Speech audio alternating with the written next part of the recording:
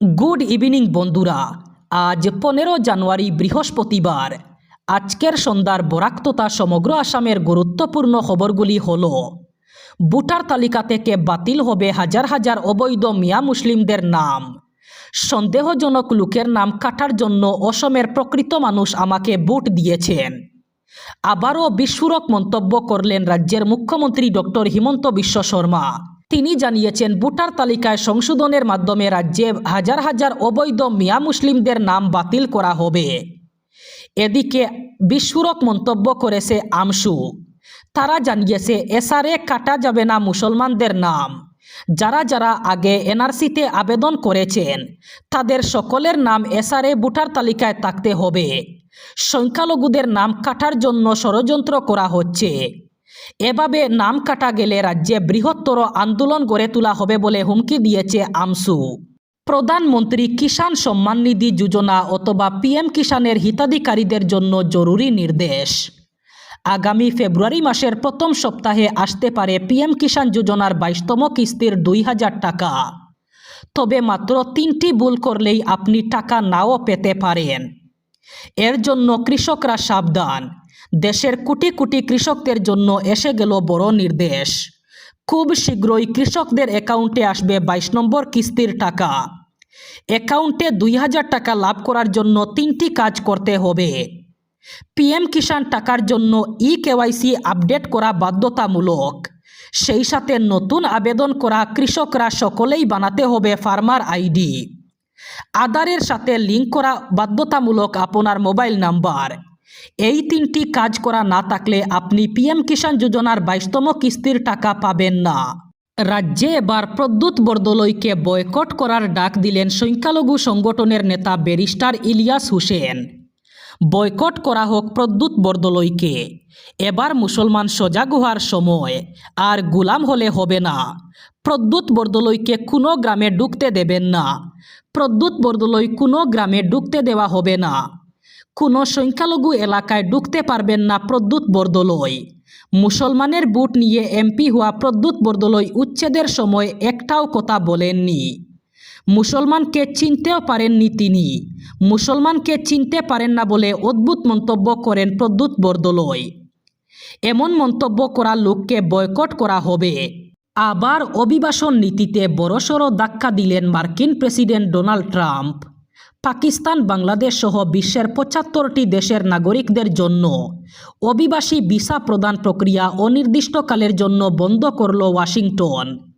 মার্কিন স্টেট ডিপার্টমেন্টের তরফে এই সিদ্ধান্তের কথা জানানো হয়েছে, যা আগামী 21 জানুয়ারি থেকে কার্যকর হতে চলেছে। ট্রাম্পের নতুন এই নিষেধাজ্ঞার আওতায় রয়েছে Pakistan, Bangladesh, Somalia, Russia, Iran, Afghanistan, Brazil, Nigeria, Thailand, Iraq, মিশর এবং ইয়েমেনের মতো দেশগুলি। তবে এই তালিকায় নাম নেই ভারতের। মার্কিন স্টেট ডিপার্টমেন্ট জানিয়েছে, ভিসা স্ক্রিনিং অথবা যাচাইকরণ পদ্ধতি পুনর্বিবেচনা করার জন্য এই বিরতি নেওয়া হয়েছে। ভোগালী বিহুর আনন্দের মধ্যেই নেমে এলো শোকের ছায়া। বিহুর সময়ে শূকর বিক্রি করতে এসে প্রাণ হারালেন এক যুবক। টিওকের বামুনপুকুরি দিহিঙ্গিয়া গ্রামে সংঘটিত এক ভয়ঙ্কর সড়ক দুর্ঘটনায় 2 জনের মৃত্যু হয়েছে এবং আহত হয়েছেন আরও 3 জন। এই ঘটনায় গোটা এলাকায় তীব্র চাঞ্চল্যের সৃষ্টি হয়েছে। ইতিমধ্যে পুলিশ ঘটনাস্থলে পৌঁছে তদন্ত শুরু করেছে। মৃতদেহ উদ্ধার করে ময়নাতদন্তের জন্য পাঠানো হয়েছে এবং ঘটনার তদন্ত অব্যাহত রয়েছে। প্রাপ্ত তথ্য অনুযায়ী 14 জানুয়ারির ভোর রাতে প্রায় 3:30 নাগাদ এই মর্মান্তিক দুর্ঘটনা ঘটে। শূকর বিক্রির জন্য জায়গা পরিষ্কার করার সময় একটি স্করপিও গাড়ি নিয়ন্ত্রণ হারিয়ে কয়েকজনকে চাপা দেয়। আহতদের তৎক্ষণাৎ যোরহাট মেডিকেল কলেজ হাসপাতালে ভর্তি করা হলেও 2 জন যুবকের মৃত্যু হয়। মৃত যুবকরা হলেন অভিজিৎ ফুকন এবং অমৃত গগৈ। দোলাই শ্মশানঘাট সংলগ্ন জয়দনপুর রাস্তার মুখ থেকে হাত পা বাঁধা অবস্থায় উদ্ধার হওয়া যুবক সোনাবাড়ি ঘাট 2য় খণ্ডের বাসিন্দা শাহজান লস্কর। গত 10 জানুয়ারি বাড়ির সামনে থেকে অপহরণ করা হয় তাকে। এমন অভিযোগে তার মা রাঙ্গিরহারি পুলিশ ফাঁড়িতে এক এজাহার দাখিল করেন। 6 জনকে অভিযুক্ত করেন এফআইআরে। 4 দিন পর অর্থাৎ বুধবার সকালে শাহজানকে হাত পা বাঁধা অবস্থায় দোলাই এলাকায় পাওয়া যায়। এদিকে ঘটনাটি সাজানো বলে উল্লেখ করেন অভিযুক্তরা। তাদের ফাঁসাতে এই নাটকীয় ঘটনা সাজানের। ঘটনাটি নিয়ে এলাকার গ্রামরক্ষী বাহিনীর সম্পাদক আলিমুদ্দিন লস্করকে জানতে চাইলে তিনি বিস্তারিত তুলে ধরেন। তিনি বলেন, শাহজাহানের অটো নিয়ে অভিযুক্ত কালাম টিউবওয়েল কাজের স্থলে যাওয়া আসা করেন।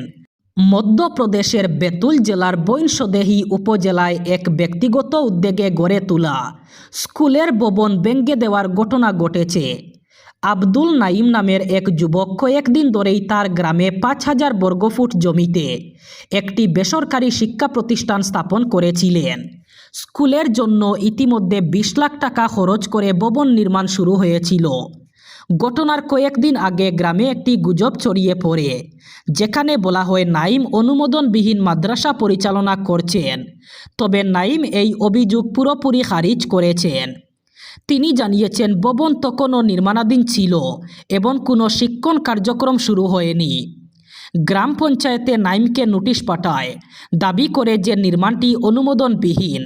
নাইম জানান, তিনি আগেই রাজ্যের স্কুল শিক্ষা দপ্তরে নার্সারি থেকে ৮ম শ্রেণী পর্যন্ত স্কুল চালুর অনুমতির জন্য ৩০ ডিসেম্বর আবেদন করেছিলেন এবং জমির সকল প্রয়োজনীয় কাগজপত্র জমা দিয়েছিলেন।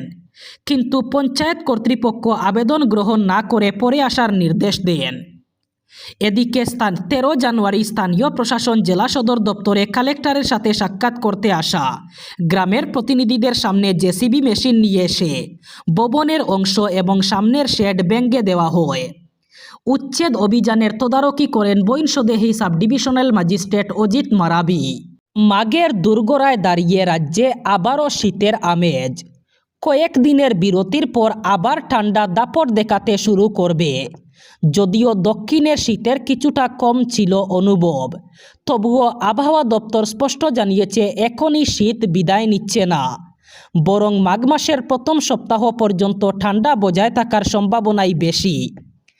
আবহাওয়া অফিসের পূর্বাভাস অনুযায়ী আগামী কয়েকদিন দক্ষিণ এবং উত্তরের একাধিক জেলায় ঘন কুয়াশা থাকবে ব্যাপক।